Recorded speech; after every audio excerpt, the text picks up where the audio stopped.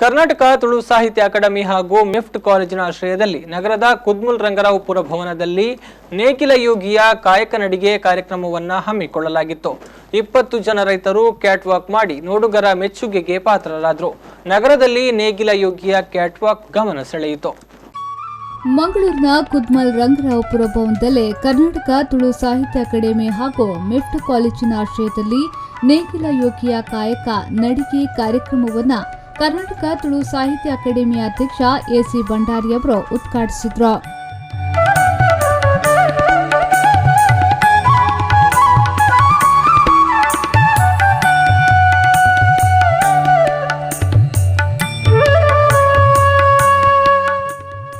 ಬಳಿಕ ಮಾತನಾಡಿದ ಅವರು, ತುಳುನಾಡಿನ ಸಂಸ್ಕೃತಿ ವಿಶಿಷ್ಟವಾಗಿದ್ದು ಕೃಷಿಯೇ ಇಲ್ಲಿನ ಪ್ರಧಾನವಾಗಿದೆ. ದೈವಾರಾಧನೆ, ನಾಗಾರಾಧನೆಯಂತಹ ಆಚರಣೆಗಳು ಕೃಷಿಗೆ ಸಂಬಂಧಿಸಿದಾಗಿದೆ. ಇಂತಹ ಸಂಸ್ಕೃತಿ ಸ್ಮರಿಸುವ ಕೆಲಸ ಇಲ್ಲಿ ನಡೆಯುತ್ತಿದೆ ಎಂದು ಹೇಳಿದರು.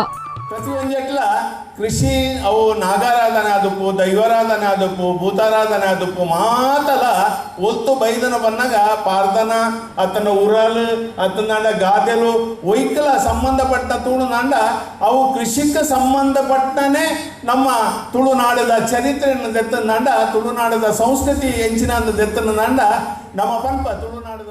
ಬಳಿಕ ಮಿಫ್ಟ್ ಕಾಲೇಜಿನ ಆಡಳಿತ ಮಂಡಳಿಯ ನಿರ್ದೇಶಕ ಎಂಜಿ ಹೆಗ್ಡೆ ಅವರು ಮಾತನಾಡಿ, ಅನಾಥ ಮಕ್ಕಳ ಫ್ಯಾಷನ್ ಶೋ ಕಾಲೇಜು ವಿದ್ಯಾರ್ಥಿ ಸಂಘ ನಿರಂತರವಾಗಿ 22 ವರ್ಷಗಳಿಂದ ಅನಾಥಾಶ್ರಮದಲ್ಲಿ ಉದ್ಘಾಟನೆ, ಪೌರ ಕಾರ್ಮಿಕರ ತುಲಾಭಾರ ಸೇರಿದಂತೆ ನಮ್ಮ ಕಾಲೇಜು ವಿಶೇಷವಾದ ಕಾರ್ಯಕ್ರಮಗಳ ಮೂಲಕ ಸಮಾಜದ ಹಲವು ವರ್ಗಗಳನ್ನು ಗುರುತಿಸಿ ಗೌರವಿಸುವ ಕೆಲಸ ಮಾಡುತ್ತಿದೆ ಎಂದು ಹೇಳಿದರು.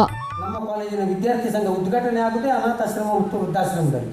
ಬಹುಶಃ ಕರ್ನಾಟಕದಲ್ಲಿ ಎಲ್ಲೂ ಇರಲಿಕ್ಕಿಲ್ಲ. ಎಸ್.ಸಿ. ಭಂಡಾರಿ ಒಂದು ಕಾಲೇಜು ವಿದ್ಯಾರ್ಥಿ ಸಂಘ ನಿರಂತರವಾಗಿ 22 ವರ್ಷದಿಂದ ಆಶ್ರಮಗಳಲ್ಲಿ ಉದ್ಘಾಟನೆ ಮಾಡುವಂಥದ್ದು ಎಲ್ಲಿಯೂ ಇಲ್ಲ. ಇದನ್ನು ನಾವು ಪ್ರಚಾರ ಮಾಡಲಿಕ್ಕೆ ಅಥವಾ ಪ್ರಶಸ್ತಿ ತಗೊಳ್ಳಿಕ್ಕೆ ಮಾಡ್ತಾ ಇಲ್ಲ, ನಾವು ಅದರ ಅರ್ಜಿಯೂ ಕೊಟ್ಟಿಲ್ಲ ಯಾರಿಗೂ. ಆದರೆ ಗುರುತಿಸುವವರು ಗುರುತಿಸ್ತಾರೆ, ಗುರುತಿಸದೇ ಇರುವವರು ಒಂದಲ್ಲ ಒಂದು ದಿವಸ ನೆನಪಿಸಿಕೊಳ್ತಾರೆ ಅಂತ ನಮಗೆ ಒಂದು ವಿಶ್ವಾಸ. ಮಿಫ್ಟ್ ಸಂಸ್ಥೆಯ ಅಧ್ಯಕ್ಷ ಬಿ ನಾಗರಾಜ್ ಶೆಟ್ಟಿ, ವಕೀಲ ರಾಘವೇಂದ್ರ ರಾವ್, ಕಾಪೂರು ಬಂಟರ ಸಂಘದ ಅಧ್ಯಕ್ಷ ಆನಂದ್ ಶೆಟ್ಟಿ ಸೇರಿದಂತೆ ಮತ್ತಿತರರು ವೇದಿಕೆಯಲ್ಲಿದ್ದರು. ಇನ್ನು ಕಾಲೇಜು ಪ್ರತಿ ವರ್ಷದಂತೆ ಈ ವರ್ಷವೂ ವಿಶಿಷ್ಟವಾಗಿ ಫ್ಯಾಷನ್ ಪ್ರದರ್ಶನವನ್ನ ಆಯೋಜಿಸಿದ್ದು ರೈತರನ್ನ ರ್ಯಾಂಪ್ ಮೇಲೆ ನಡೆಸಿ ಕೃಷಿ ಮಹತ್ವದ ಪ್ರದರ್ಶನವನ್ನ ನೀಡಿದೆ. ನೇಗಿಲ ಹಿಡಿದ ಹೊಲಗಳು ಹಾಡುತ್ತ ಉಳುವ ಯೋಗಿಯ ನೋಡಲ್ಲಿ ಫಲವನ್ನು ಬಯಸದ ಸೇವೆಯ ಪೂಜೆಯು ಕರ್ಮವೇ ಹಪರ ಸಾಧನವು. ಆರಂಭದಲ್ಲಿ ಕಾಲೇಜಿನ ವಿದ್ಯಾರ್ಥಿಗಳು ತಾವೇ ಡಿಸೈನ್ ಮಾಡಿದ ಕಾಸ್ಟ್ಯೂಮ್ ಜೊತೆಗೆ ಕ್ಯಾಟ್ ವಾಕ್ ನಡೆಸಿ ಮೆಚ್ಚುಗೆಗೆ ಪಾತ್ರರಾದರೆ, ಬಳಿಕ ಆಯೋಜನೆಗೊಂಡ ರೈತರ ಕ್ಯಾಟ್ ವಾಕ್ ವಿದ್ಯಾರ್ಥಿಗಳ ನಡಿಗೆಗಿಂತಲೂ ಹೆಚ್ಚಿನ ಪ್ರಶಂಸೆಯನ್ನ ಗಳಿಸಿಕೊಂಡಿತು. ರೈತರು ಗದ್ದೆಯಲ್ಲಿ ಕೃಷಿ ಮಾಡುವ ಪದ್ಧತಿ, ಕೃಷಿಗೆ ಬಳಸುವ ವಿವಿಧ ಪರಿಕರಗಳನ್ನು ವೇದಿಕೆಯ ಮೇಲೆ ತಮ್ಮ ನಡಿಗೆಯ ಮೂಲಕ ತಂದು ಎಲ್ಲರ ಮೆಚ್ಚುಗೆಗೆ ಪಾತ್ರರಾದರು.